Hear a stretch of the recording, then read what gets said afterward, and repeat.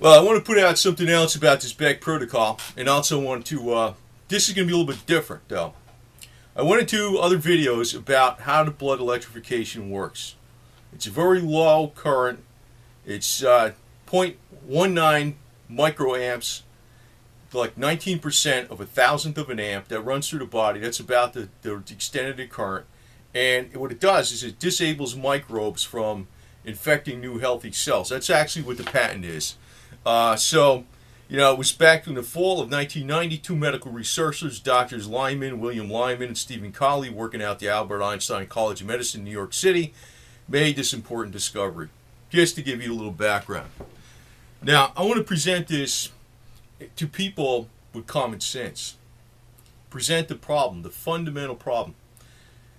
It does look like, I'm going to say this as a fact, it looks like, the FDA doesn't support this statement or anything like that, but let me put it to you like, there's like a lot of testimonials out there over the years where people are saying it helps with symptoms, it helps them feel better, it helps them have more energy. Actually, there's other things out here saying that the blood electrification unclumps the cells and helps raise the ATP and all this type of stuff, which is ATP being the energy of the body. A lot of people say this. Medical establishment can say it's snake oil, they can ignore it. But the thing is, the reason it's not this big cure-all like it was thought to be or hoped to be in the beginning is because it does not reach the parasites in the areas of the body where it's deep recesses. In other words, these deep recesses are areas where there's not much blood flow. Now you're using electricity, and this is where I'm going to put this out and present this problem to people who are mechanics and electricians and not doctors. Because basically, it's fundamentally, I can explain the problem very simply. How it would probably work like really super good. It would alleviate all kinds of problems with people. It probably would be the miracle cure if you get past this fundamental problem. The fundamental problem is that, it's not just HIV, it's cancer, it's all kinds of these parasites. It hides in the areas of the body that has the least blood flow. Parasites and harmful pathogens are anaerobic. They're not oxygen breathing. Oxygen basically destroys them. They've always showed you could do all these there's a lot of different things. I don't want to go into all that where you can add more oxygen to the body. The trouble is it doesn't get into those deep recesses. This electrical current disables microbes. Doesn't kill them, keeps them from, the patent says it's supposed to keep them from basically infecting cells. So the body's immune system takes them out.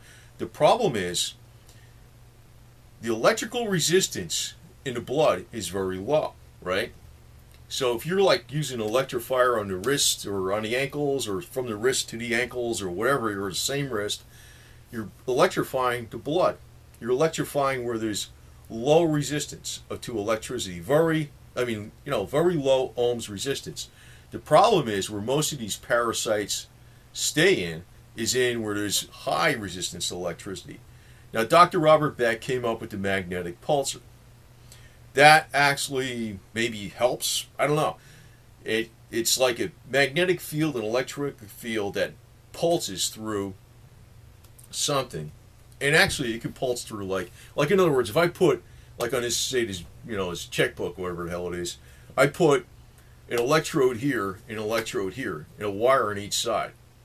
Well, the paper in the plastic in here is too much of an insulator for the electric to pass through. The magnetic pulsar will pass through this and actually puts an electrical charge through the other side, even through this stuff. But the problem is, it's not the patented current that Dr. Colley and Lyman came up with that disables the microbes. What it is believed to do is it forces the microbes out into the open, forces a little more blood flow into there, in other words, since it forces a little more blood flow into it, disrupts that area where it's stagnant, it kind of forces it out. But that's not doing much. If you can get the electricity into the places of high ohms resistance, like the gut lining, In other words, if you zap through the abdomen, you say, yes, most of the parasites of the body that cause disease, like even Dr. Hulda Clark says.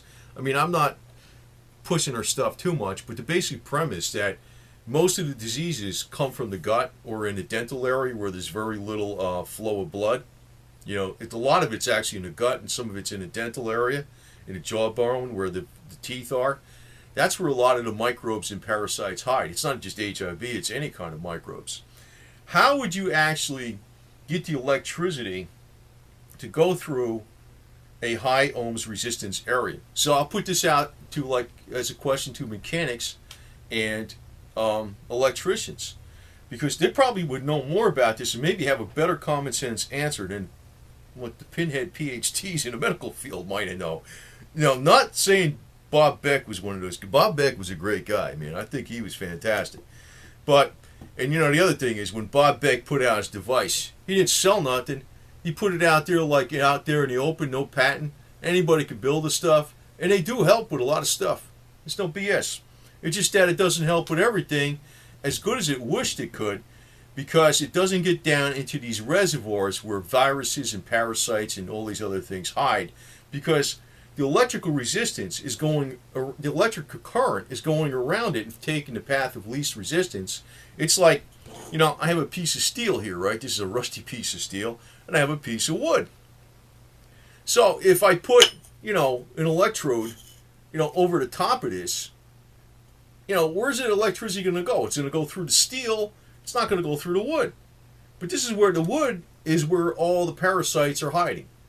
So basically, that's kind of how the body's working. I mean, it's real simple, but, you know, it's like a mixture of various tissues that some have a lot of blood flow, very low ohms resistance of electricity. So electricity, the electrical current that's developed by Dr. Lyman and Cali to disable microbes, oh, it can zap all that stuff into blood, no problem, where there's low ohms resistance. But the big reservoirs are in where the wood is, wherever the high ohms resistance is. So how do you get electricity through here?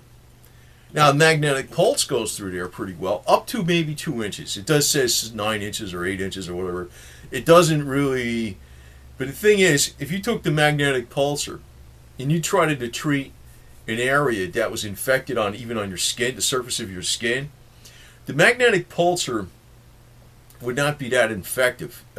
It's like, I'm throwing some risky information out here in a way, saying this, but it's like the north side of the magnetic pulsar is the side that actually slows down infection.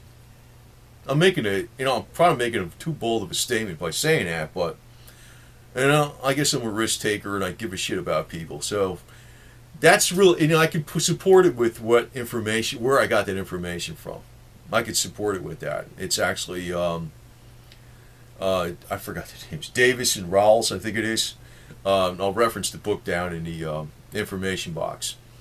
But it's pretty much known about this. Actually, the magnetic pulsar has been used a lot with pets, cats, dogs, horses. It works great with pain management with people. But as far as like if you have an infection, say it's even right on the surface of the skin, you can put the magnetic pulsar on there. You're not going to get a lot of effect out of it by even using the north side. Now, if you use the south side, that stimulates growth. So if you have the presence of infection, it's going to make the infection worse. That's why when you pulse the body with this magnetic pulsar, you generally use the north side. And I got other videos out on this stuff, you know, and I think it's very important information because overall these things provide some good benefits cheap. But you know, here's the basic problem with making the Beck electrification process work 100 times better. If you can get that electrification deep in where the ohms resistance is high, I don't know how you do that. You can disable the microbes right where they're hiding. It's like I have to, you know, it's like you got metals, you know, it's like say the body's laced with, you know, don't even think of it as a human body. Think of it as wires, you know, which are the blood veins, where there's a low resistance to electricity. There's like, you know, electricity flows through there well. You have bones, bone marrow. There's microbes that hide in there. You have connective tissue. ligaments and tendons, microbes hide in there. The electricity is going to go right around it, just like if they were made out of wood. So how would you do that? How would you do that?